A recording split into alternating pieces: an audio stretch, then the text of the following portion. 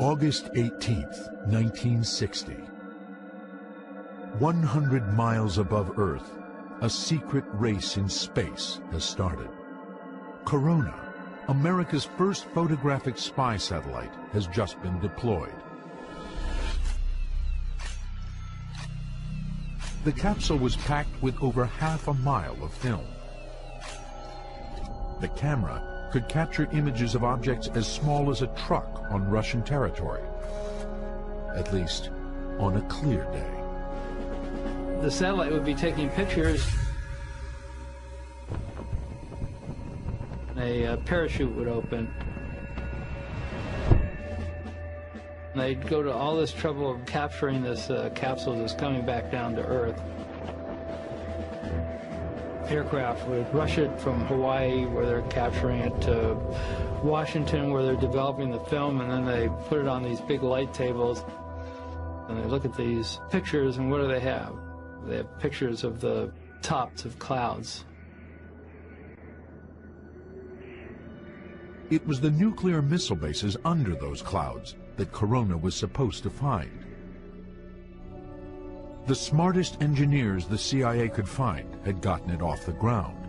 On my mark. But in space, it was missing a human touch. Some thought it could never work without a human at the controls, without a finger on the shutter. The argument was that if we had a man up there, he would have more flexibility and judgment in looking at areas of interest. And spying was just one possibility. One of the more amazing documents that we got was this list of experiments.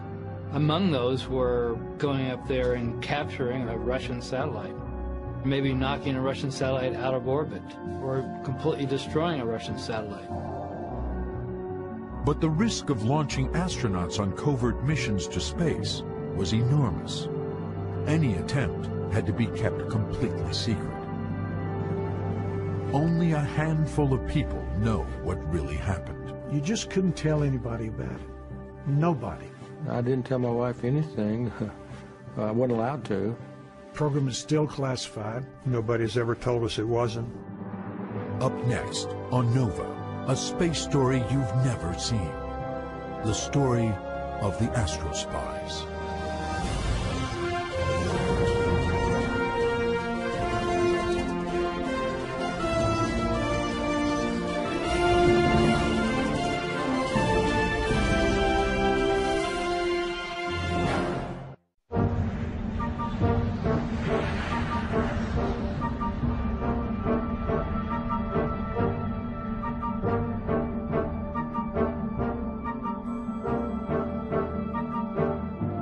May Day, 1960, the height of the Cold War, and 13 miles above the Soviet Union, all systems were go. The CIA's secret U-2 spy plane was on a mission to confirm an alarming intelligence tip. A new Soviet nuclear missile base close to the Arctic was about to become operational. So this made the White House very nervous. It was in a position where it could launch missiles over the North Pole, which was the shortest route from Russia to the United States. The U-2's cameras were technological marvels, but the key to the U-2's success was the pilot's ability to find and photograph the best targets. The Soviets, would threaten us when they could get away with it. So we needed to know where their technology was. We needed to know what they were doing in the missile field, where the silos were, what kind of missiles they had.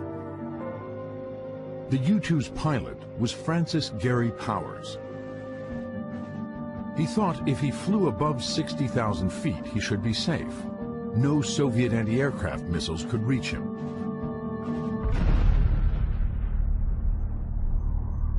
He was wrong.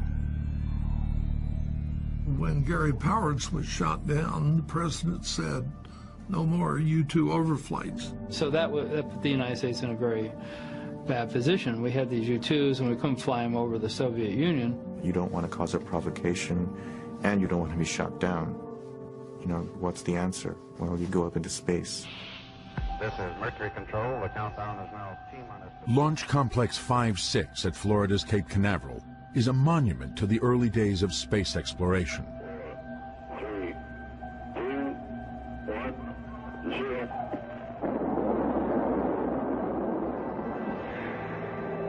Now a museum, it was once NASA's command center for the launch of Alan Shepard, America's first man in space. All systems are go. In December 2004, NASA Special Agent Dan Oakland was called over to the old blockhouse to help solve a problem. With trying to find some keys to a door that was closed for a good number of years. The lock was so old, Oakland's office was the only one that still had the master key. There was no lights or anything, and we just started looking around with flashlights. Buried back in the corner was a blue box. Inside the box, he found something extraordinary. 2 spacesuits, different from any NASA spacesuits. The suits are in pretty good condition, and they were just a little bit soiled. There's one that was 007 and then 008. And they're just printed on the suits themselves. And there was something else that seemed strange. That was a name tag that was actually on the sleeve, and it just said lawyer.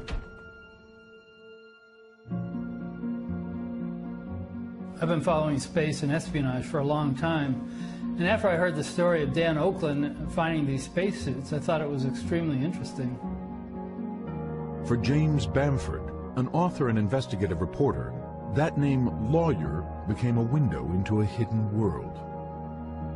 There was a small article about these suits in a space website, and it was very curious, because if you look at the list of NASA astronauts, there's never been a NASA astronaut named Lawyer.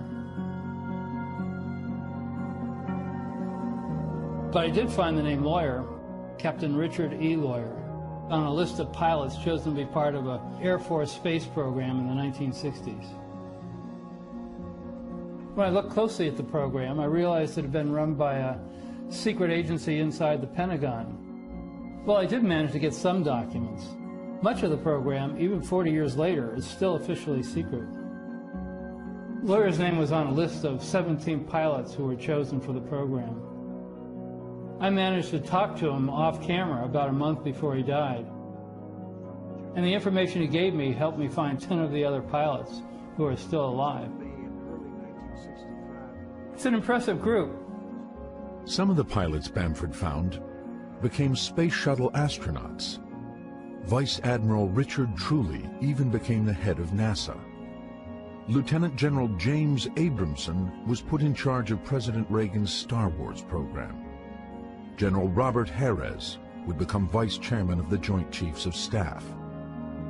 None of them has ever talked publicly about the secret that ties them all together.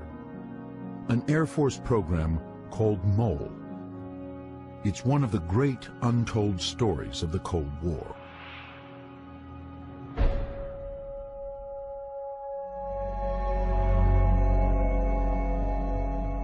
The story begins in January 1964 with a new group of America's best military pilots arriving at Edwards Air Force Base in California. They had been assigned to train at a place called ARPS, the Aerospace Research Pilot School. So I arrived at Edwards into what they called ARPS. Didn't know a soul. Run by Chuck Yeager, the first man to fly faster than the speed of sound, ARPS was a school where some military pilots with the right stuff were groomed to become astronauts in NASA's civilian space program. This year, it was different.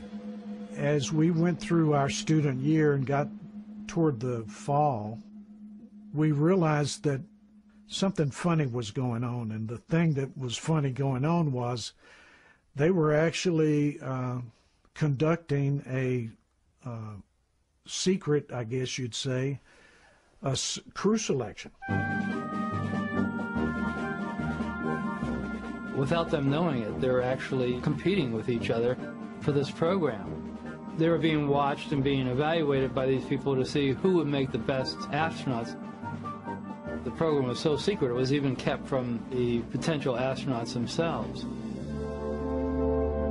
We'd fly in the morning, we would have classes in the afternoon, and we'd study and reduce data at night.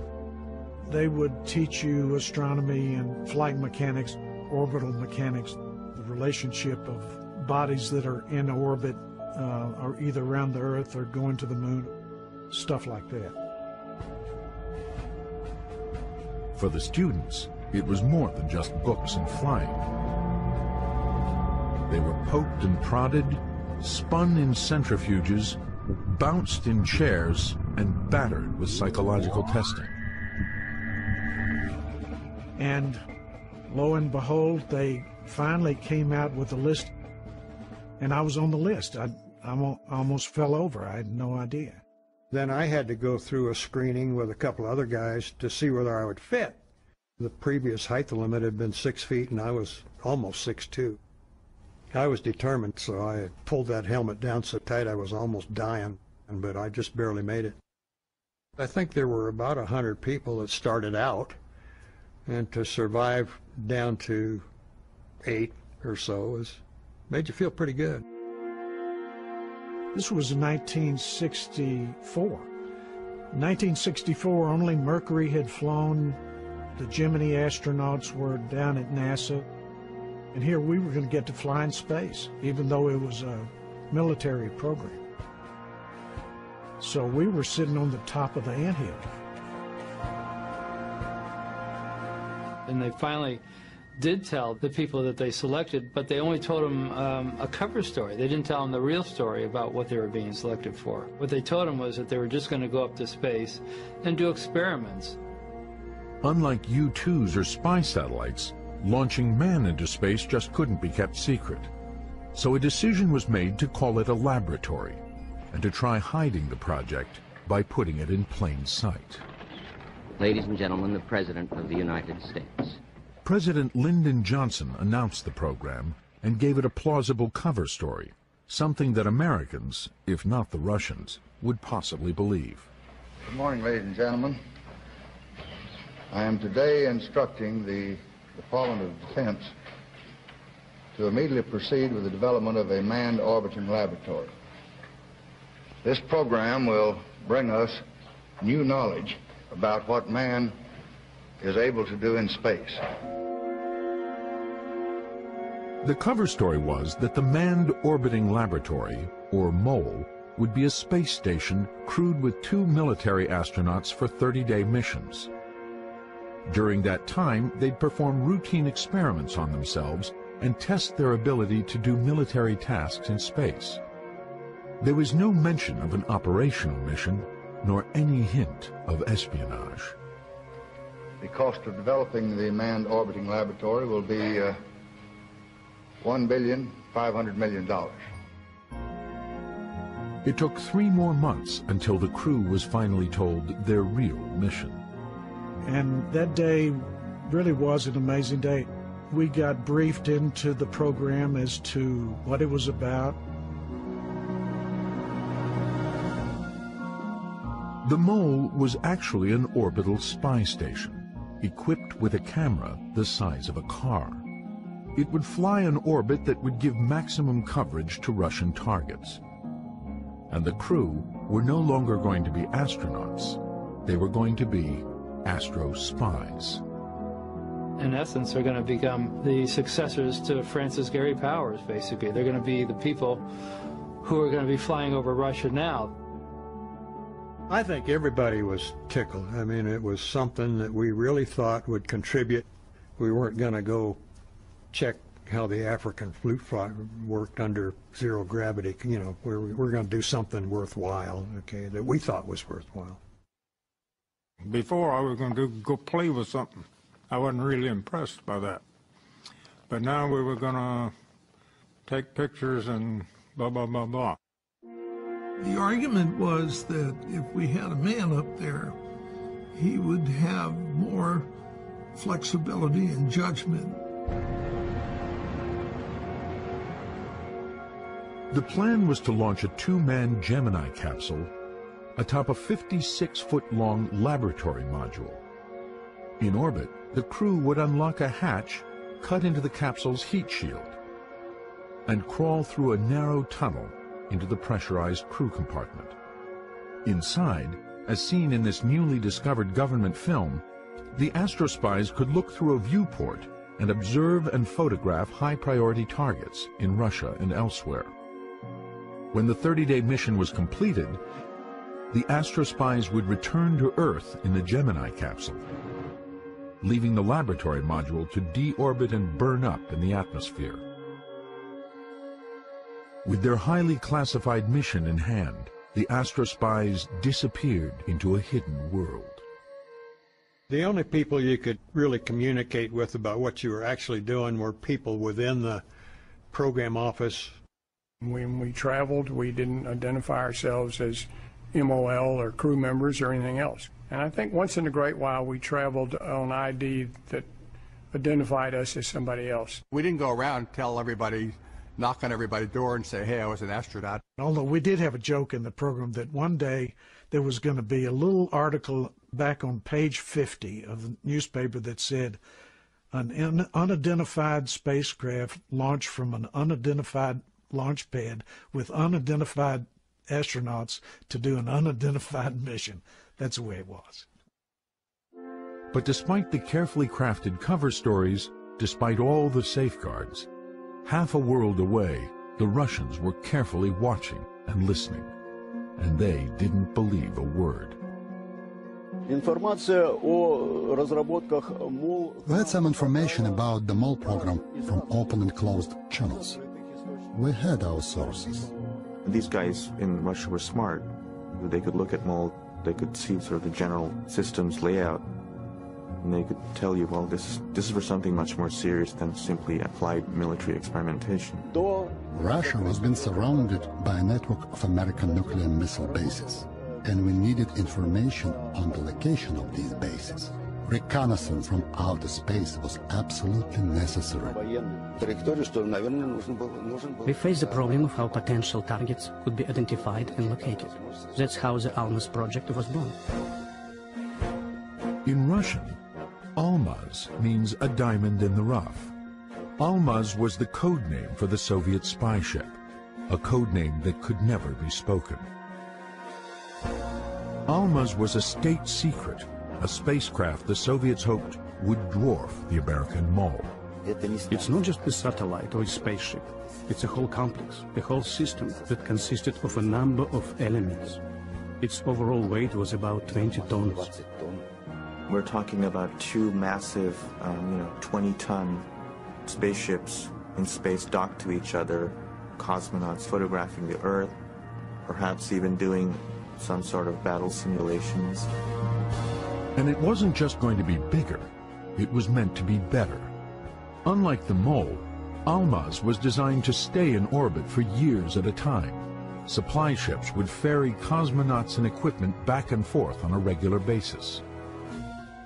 The Soviet Union at that time was ahead in many ways. We launched the first satellite.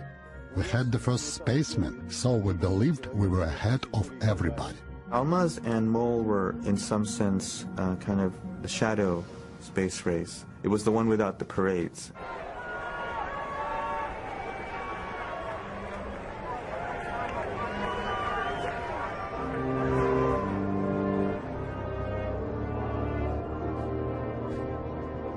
It's hard to remember the sense of conflict. The Russians were the enemy. They really were. And the game became, we need to beat the Russians into space. During the heart of the Cold War, we thought of this big Russian bear as being all-powerful and all-knowing. I was always afraid that they were ahead of us quite a bit.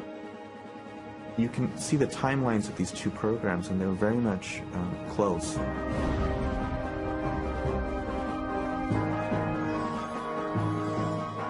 Hidden from view, an intensive training program began. MOL crew members began simulating life in zero gravity. We did some of the work in zero-G airplanes. particularly learning how to crawl through that hatch in the Gemini B.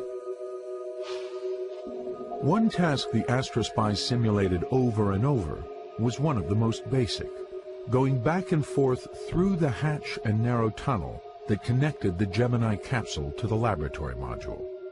One would go back into the Gemini through this really awkward tunnel. As we progressed on the program, we got better at what we were doing.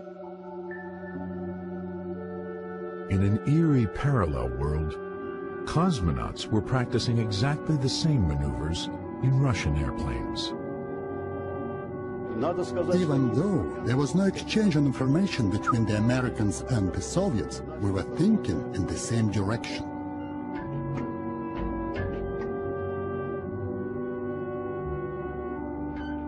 We also had a special hatch linking the main unit of the orbital station to the return capsule. To simulate life on board the Almaz, Russian designers built underwater tanks with a mock-up of the spaceship. There, planners had more time to study complicated maneuvers, like loading film capsules into the station. Half a world away, the Americans had developed the same solution. Former test pilot Bud Evans was put in charge of designing the underwater training program. In the airplane, when you reached 0G, and you had maybe 40 seconds to maybe a minute, 15 seconds at the most. So you really couldn't get a timeline on how long it would take somebody to do a task. And following that, we went full bore on simulating the MOL astronaut's task underwater.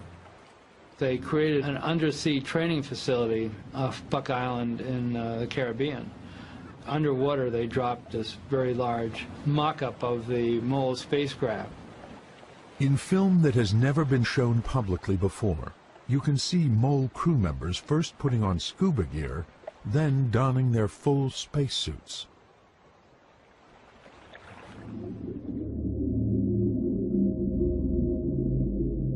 It was very similar to what it would be in space. Cutting out some of the gravity, you can't move very well. With a more complete mock-up, the MOL crew members practiced more mission-critical tasks, like simulating how to move the packages of exposed film back through the narrow tunnel into the Gemini capsule. We had to know how long these tasks were going to take. This was one way to get some real timeline studies. While both the astronauts and cosmonauts were training for reconnaissance, military planners saw orbiting spy stations as just a first step.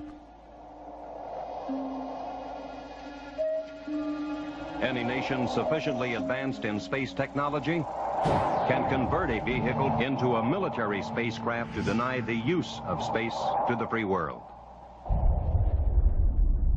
A 1963 Air Force briefing film titled Space and National Security depicted space as a battlefield and showed just how far the military thought that battlefield might extend.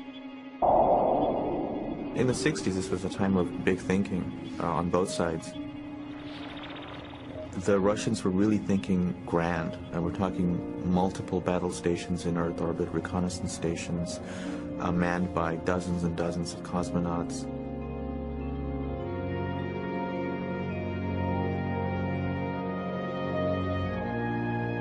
One of the more amazing documents that we got was this list of experiments that were going to be used on the MOL. Among those were things that would be considered outrageous today. Going up there and capturing or stealing a Russian satellite. Going up there and maybe knocking a Russian satellite out of orbit. Or completely destroying a Russian satellite. Of course we did realize that the Americans tried to develop the satellite interceptors and killer satellites.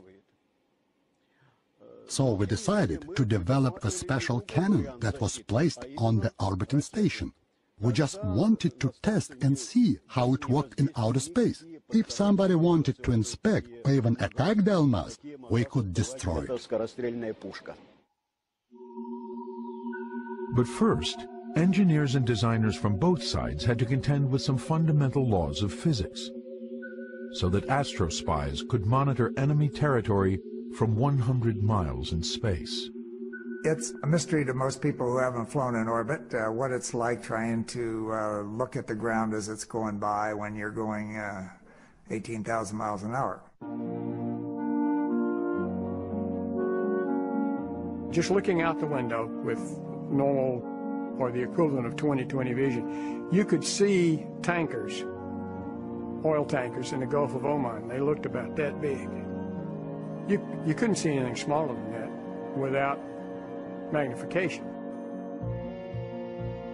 The magnification system developed for MOL was the state-of-the-art in optical engineering. The camera system and optics, an advanced set of folded mirrors tucked into the station, were so far ahead of their time that a nearly identical configuration is still in use today. So if you picture a Hubble Space Telescope, this huge bus-size telescope in space, pointed out at the stars, if you just turn it around and point it towards Earth, that would be the KH-11. We had very high resolution.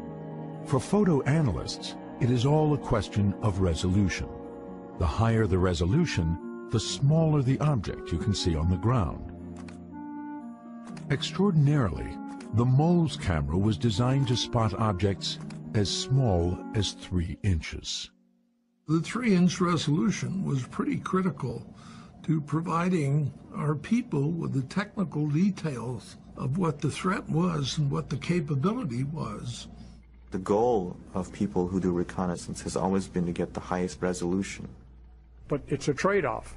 Tighter you get the picture, the better resolution you get, but the less coverage you get. What you really need is to be able to look at a big scene and say, oh, there's something interesting I really need to look at over there. Inside a MOL training simulator, joysticks could zoom the lens both in and out and from side to side. A wide-angle viewfinder could spot targets at the very edge.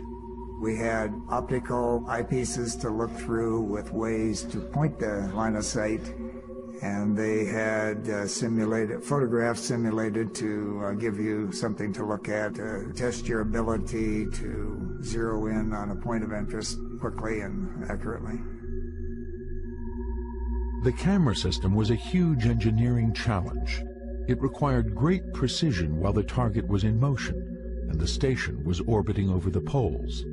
They're trying to take a picture of something on Earth. As the Earth is going around on its axis at 1,000 miles an hour, and they themselves are traveling around the Earth at 17,500 miles an hour. It was an extremely difficult scientific task to try to create a camera system that could take a very accurate picture, knowing that everything is moving at a different relationship to each other. In both countries, engineers struggled to create rudimentary motion tracking systems. We had other devices for reconnaissance, but we needed to create a control system that could fix the camera on the targets to avoid blur. On Almaz, they had a particular instrument which would basically freeze the image. They would actually have the camera move and compensate for the angular distance between a particular point. So as Almaz was flying over, the camera would sort of shift slowly to keep its sights on the particular territory. MOL's tracking and targeting system was computerized, but computing was still in its infancy. And by today's standards, they're really crude. They were IBM 4Pis. I don't think they had 50,000 words of storage in them. You could actually go to IBM, actually went there and watched, believe it or not, these ladies sitting there stringing these little magnetic cores on these wires to form the memory of this thing. You've got more in your cell phone probably than they had in those computers. But orbiting computers and tracking systems weren't what made the MOL extraordinary. And the difference between the MOL and an unmanned system is that here's a system with people in it. People are, hands-on in the spacecraft. making decisions and adjusting it and so forth. That's the difference. You have to ask yourself the question, I'm investing an enormous amount of resource to maintain a crew up in space. Now what they can provide is a real-time analysis of the targets. They can look at something and they can say, well, this is something interesting and we should find out more about this. But is it worth that amount of resources to have a crew just tell you that?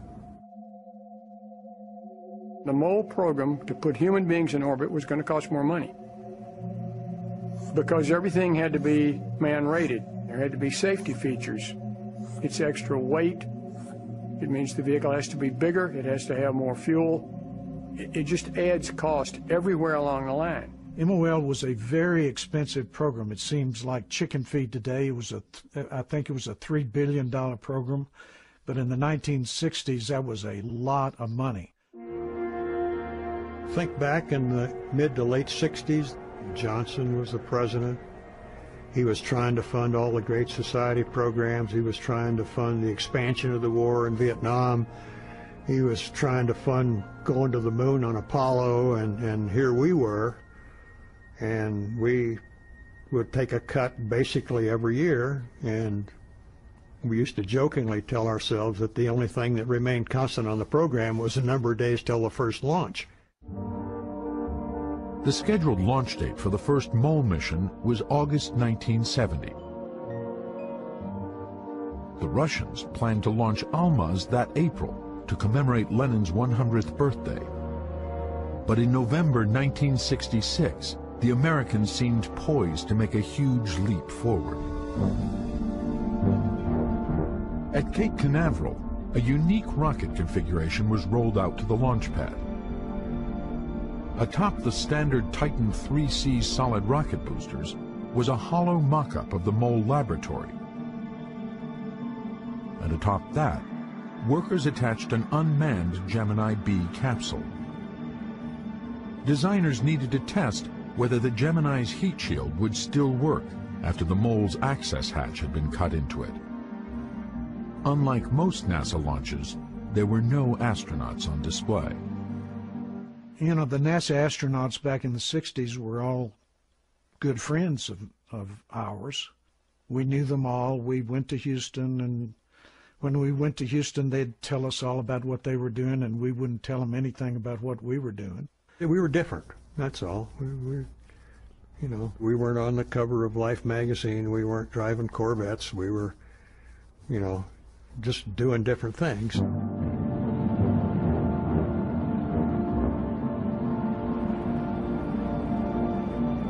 At 8:50 on November 3rd, the MOLE program literally got off the ground. Just over 100 miles in space,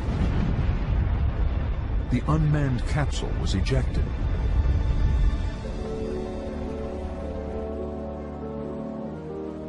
U.S. Navy ships recovered it 5,500 miles out in the Atlantic. The capsule was intact and proved that pilots could survive re-entry. But surviving their training program was another question. Major Robert Lawrence was one of the final crew members chosen for MOLE. He was one of the Air Force's best pilots. He had a Ph.D. in chemistry, and he was the first African-American selected to be an astronaut. Bob was such an excellent pilot that the idea of him having an accident really had never entered my mind. They were doing a simulated shuttle approach in an F-104, which was a very difficult maneuver. And I think Harv Royer was flying the airplane. And he just misjudged a second or two, and that's all you had. And I think they got too low, pulled out too late, actually hit the ground hard, bounced in the air, and as I understand, the airplane rolled. And Hoyer managed to, they both ejected. Hoyer survived the ejection and Bob didn't.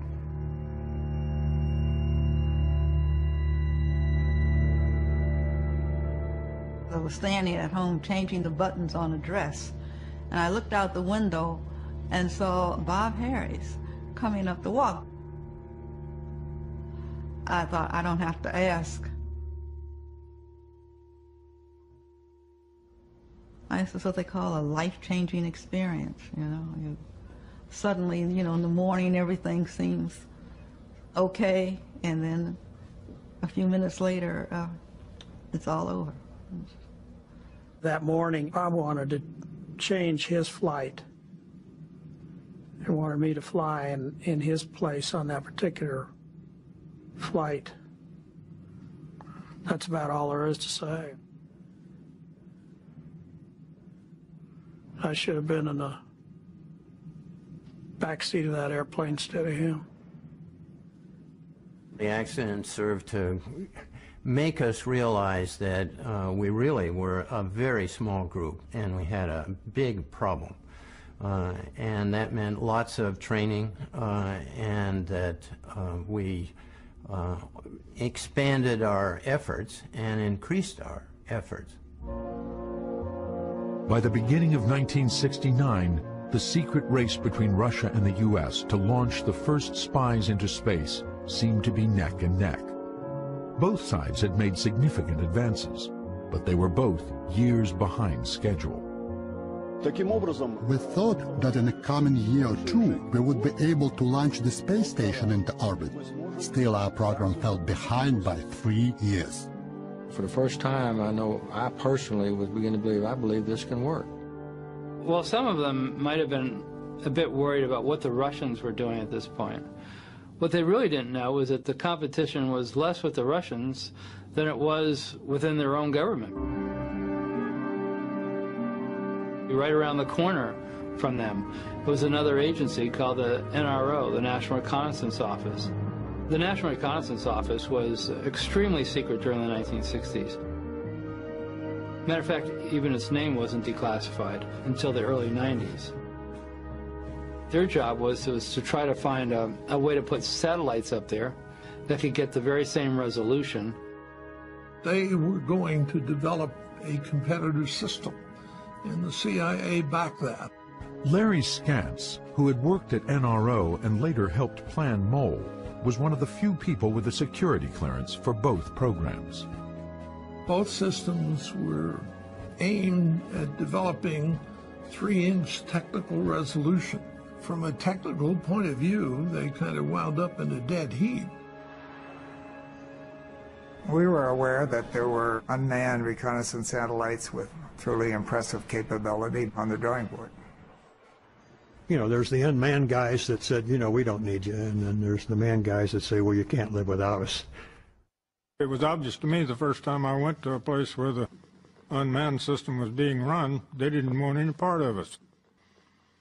And somebody bigger than them told them to let us in to see it. Unknown to the MOLE crew, the Secretary of the Air Force went to the White House to make a last-minute plea to President Nixon. And the MOLE's future hung in the balance.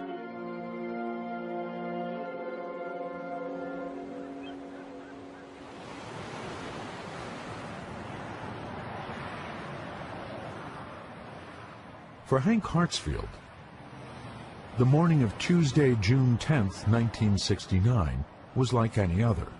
I jumped in my little MG, and as usual, I had a little plug in my ear to listen to the local news, and was happily driving down 405. They came in with an announcement. This morning, the Manned Orbiting Laboratory has been canceled by the Department of Defense. Holy cow, what's going on here? And there were 2 news stations. I switched to the other one to see if the story would be any different, and it wasn't. I was in a meeting arguing with an engineer, and I felt this tap on my shoulder, and I looked around, and it was Mac. And I looked in his eyes, and he said, real low, nobody else in the room heard him, he said, the program's canceled. And I turned around to this engineer that I was arguing with, and my mind was blank. I didn't know what we'd been talking about. What happens to the 14 astronauts now who've been training for lengthy missions? Well, they'll find, I'm sure, appropriate assignments elsewhere. They're a very good bunch of boys, and I'm sure they'll have many opportunities to use this experience in their furtherment of their careers. Thank you. The end of the mole program turned out to be as low-key as its beginning. 6 weeks later, the world focused on man's role in space, but they were watching Neil Armstrong step foot on the moon. Oh, that looks beautiful from here. It has a stark beauty all its own. The world was unified at that point, and I think everybody was happy that a human being had landed on another planet. By the same token, I would say that I still cry at night a little bit about not getting to go. The Americans had just landed on the moon in 1969, which was probably the greatest event in the history of space exploration so far. The Russians had completely been upstaged. They'd lost the moon race. So Dmitry Ustinov, who's basically the effective head of the Soviet space program, demands something to respond to this. This is what the Russians came up with. This is the spy station called Almaz. 13 years in the making, the sole remaining capsule is locked away in a warehouse on the outskirts of Moscow. It is a closed facility, a place foreigners are still denied access. Nova's cameras were allowed inside, but only with a Russian camera crew. The Almaz capsule was divided in 3 sections. One section was the crew quarters, a rudimentary bed, a table where cosmonauts could sit and prepare food, a tank to sip water from. Another section was mainly taken up with the sensors. Largest among them, the Agat camera, weighing more than 2 tons, with 6-meter mirrors folded inside. And in the middle, the operations module, where astrospies could zoom down to almost any point on Earth. To show them where they were, a simple globe that depicted their point in orbit. A screen they could look at that showed them a 100-kilometer panorama of the world below. In front of that screen, a viewfinder that could zoom in to 100 meters. We could see details that were half a meter long from 250 kilometers in outer space. For example, we could see the make of the car, if it's a Ford or Toyota. The entire station was gyroscopically controlled, designed to pivot as it passed over its target, so that when the shutter was triggered, the pictures wouldn't be blurred. And on the outside of the station, a first for manned spaceflight. A weapon, a 23-millimeter cannon that could fire on an enemy satellite that might be flying too close for comfort. In June 1974, all of this was loaded on top of a giant Proton rocket and rolled out to the Baikonur launch site. The Almaz capsule was covered with a shroud, so American reconnaissance satellites couldn't photograph it.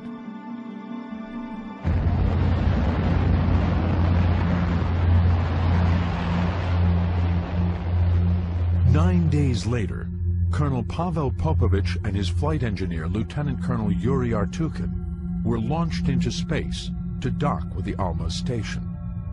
They were the first astrospies to orbit the Earth. Their mission lasted 15 days. Valery Romanov is a cosmonaut who trained on the Almaz program in the 1970s. Inside the command center, he demonstrates how Popovich's mission worked. These are the synchronization levers. By pushing the button, we could switch on the camera. But the process itself went like this. Here is the panoramic screen where I can see the ground beneath the station. And this is how I zoom in. So, for example, I'm flying over the ocean and I spot a warship. I can see it's going a little bit to the right, so I can rotate the station a little to keep watching it and then film it. 1, 2, 3, and I have a picture. We had a special system to develop the film. You turned off all the station's lights, and in complete darkness, you put the film in the developer, then moved out a projection table to fix the exposed film. Then you could select the most interesting parts and transmit it back to Earth with a video camera. So about an hour after you took a picture, people on Earth could be studying it. Now let me show you the periscope and how it could protect you from attack. If you look through here, you can see outside the station and what's happening around it. Ground control can tell me something is going on. If something's approaching here, and that might be a killer satellite. We had the Noodleman cannon right below the station's belly. So I tried to rotate the station to face the object head-on. And then, feed in the command to fire.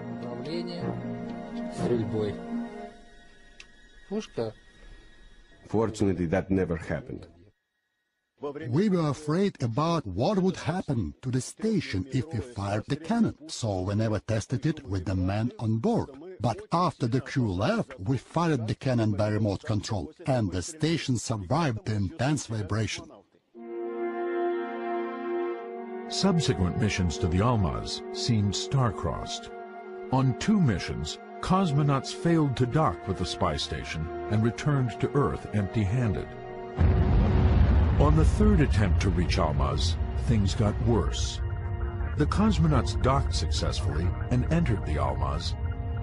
But on their 42nd day in orbit, as they passed over the dark side of Earth, the station's electrical system suddenly shut down.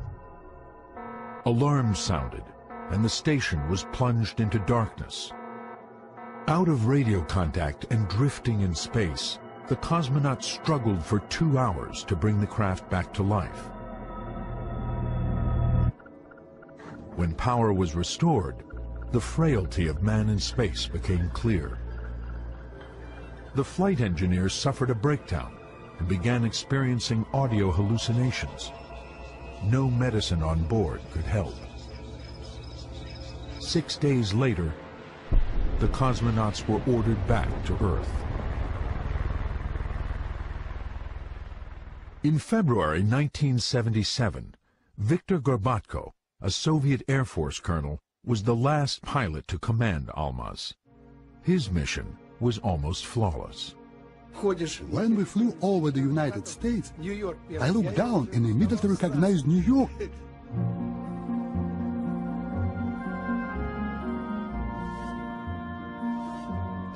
We could see human beings on the streets. I would say we could see objects about 1 meter in size. I had enough time to count planes on the ground when we flew over military bases. We just had to shoot film of any weapons we could spot. That was about all we had to do. Circling the Earth every 90 minutes, he said the Almaz orbit was useful not only for spying on the U.S., but also on its allies. Our main assignment with the Agat system was to film ships and planes on the other side. There was some military tension in Israel, so we had to count how many planes they had. To Colonel Gorbatko, there was a big difference between space espionage and space wars. My mission has a peaceful character. We didn't shoot, we just took pictures. So we were space spies. That would be a good title for a movie. But far below, in Moscow, senior Kremlin officials were asking the same question their American counterparts asked 8 years before. Was this really worth the effort and the risk? One of the biggest ironies here was that the Russians probably felt that they won, but in the end it was a hollow victory because they ended up basically coming to the same conclusion. It just took them about a decade longer. On February 25, 1977, at 9:21 a.m. Moscow time, Colonel Gorbatko undocked from Almaz and descended towards central Kazakhstan. He and his partner would be the last astro spies. After 13 years of extraordinary effort by scientists from both sides, with billions of rubles and billions of dollars spent, only 5 missions had been launched, all by the Russians, and just 2 of those were deemed a success. For all the effort, Astrospies had managed just 81 days in orbit. In the end, it came down to a competition of man against machine, and machine won. I absolutely think it was a premature decision to close down the program. They insist the space station without the pilots are more efficient. I would insist that is wrong. I thought it was a good program. I think we could have done something really worthwhile. It was aborted prematurely as far as we were concerned. I think it was positive. I'd like to think, and I believe I'm correct, that we had a positive influence on the way things would be going in the future. 2 months before the last Russian cosmonaut left the Almaz, America's National Reconnaissance Office successfully launched its first KH-11 unmanned spy satellite. Said to be capable of capturing images with 3-inch resolution, but using video sensors instead of film. This was the digital age of espionage. This was what had rendered America's astrospies obsolete before they ever flew.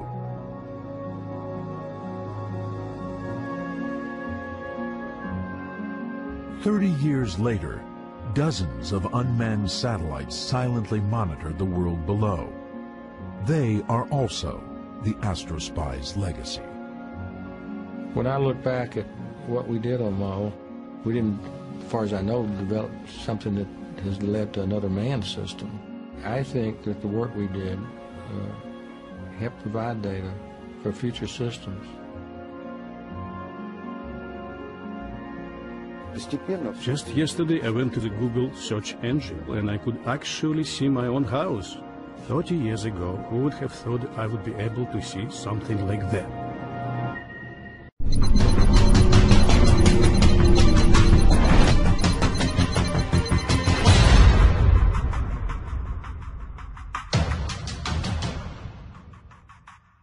Satellite weighs about a ton, and as you mentioned, it is about to re-enter Earth's atmosphere this Sunday or Monday. When it does, it is going to disintegrate. It's going to break up into 25 to 45 fragments, some weighing possibly up to 200 pounds. Now, a lot of the fragments will not survive re-entry. They'll burn up, but some will survive and could weigh up to 200 pounds. This satellite has already run out of fuel, running on empty, and it's going to re-enter on Sunday or Monday. I'm going to stop the video and show you a map now of where this is in real time. This is really kind of cool. This is from the website N2YO, showing you the latitude and longitude of this satellite right here. And again, as you see, it's changing by the second. The altitude, right now, it's about 110 miles above the surface of the Earth, and it's crossing right over Brazil, heading south. It's going to arc back up north when it hits Antarctica. That's kind of the arc that it takes. This satellite was launched in March of 2009. Have some video of the launch here. I'm going to play that for you. Launched in March of 2009, was only supposed to be up for about 20 months, and now, of course, it's been up for more than 4.5 years, Brianna. So very impressive. This was launched to measure the gravitational pull of the Earth, and of course, the irony here is, Brianna, that the Earth's gravity is now pulling it back. The chances of it hurting any of us, minuscule, according to the European Space Agency. That they say it's really just almost a non-existent chance that any of these fragments are going to injure anybody, because, of course, the likelihood is that any fragments that come into Earth will probably hit water. The Earth covered, of course, mostly by water, Brianna. Okay, that said, you spoke to someone who the odds did not fall on this person's side. That's right, they didn't. Her name is Lottie Mae Williams. She's 61 years old. She lives in Tulsa, Oklahoma. In January of 1997, Lottie Mae was hit by a piece of falling space junk that just did the same thing this thing's about to do, broke up when it entered the Earth's atmosphere. She says it only weighed about the weight of an empty cola can, and I asked her how it felt when it hit her. Take a listen. Well, it's small. It was about 4 by 6. It fits in the palm of your hand. It's not heavy, but you can feel it. You know, like if it hits you, you can feel it. Because when it hit I heard something rustling through the trees, and then it hit me. And when it touched my shoulder, I actually thought that somebody was tapping me on my shoulder. You know, has anybody ever tapped you on your shoulder just to get your attention? And that's what it felt like. Tapped on the shoulder by a piece of falling space junk. She was not injured, Brianna, but she, of course, in keeping with American tradition, saved that piece of junk as a souvenir. She still got it. Of course.